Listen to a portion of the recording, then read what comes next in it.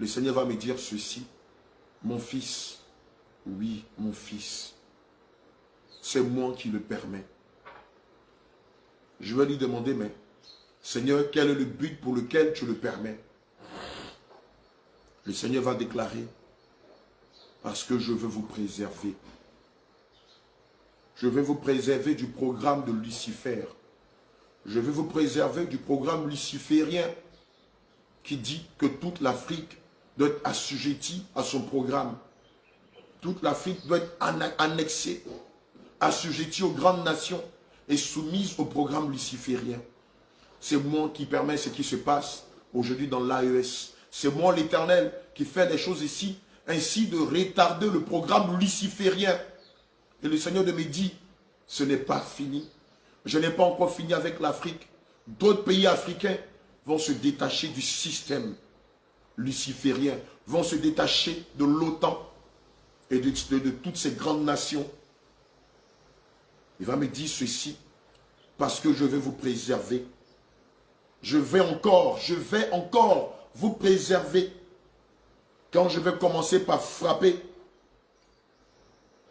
ce sera des pays qui se disent grandes nations. Et je vais vous préserver.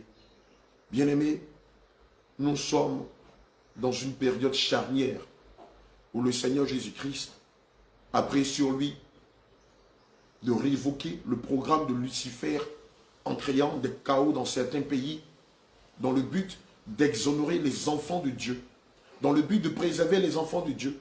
Je vous parle du programme luciférien. Le Seigneur va me dire ceci, demeurez dans la prière, afin que vous soyez épargnés. J'ai dit, des temps difficiles sont là. J'ai dit, des temps difficiles sont là. Seuls seraient épargnés ceux qui auront une vie de prière, une vie de consécration. Bien-aimés, lorsqu'on lit le livre de Luc 18, au verset 1 à 8, le Seigneur déclare, Jésus leur adressa une parabole pour montrer qu'il faut toujours prier et ne point se relâcher.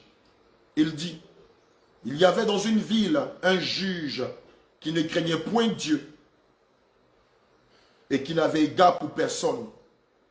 Il y avait aussi dans cette ville une veuve qui venait lui dire, fais-moi justice de ma partie adverse. Pendant longtemps, il refusa. Mais ensuite, il dit en lui-même, quoique je ne craigne point Dieu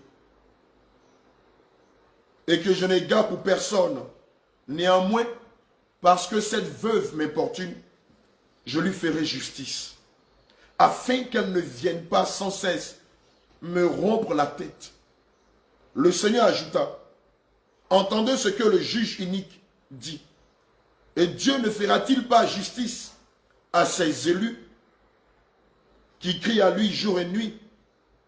Et tardera-t-il à leur égard? Je vous le dis, il fera promptement justice.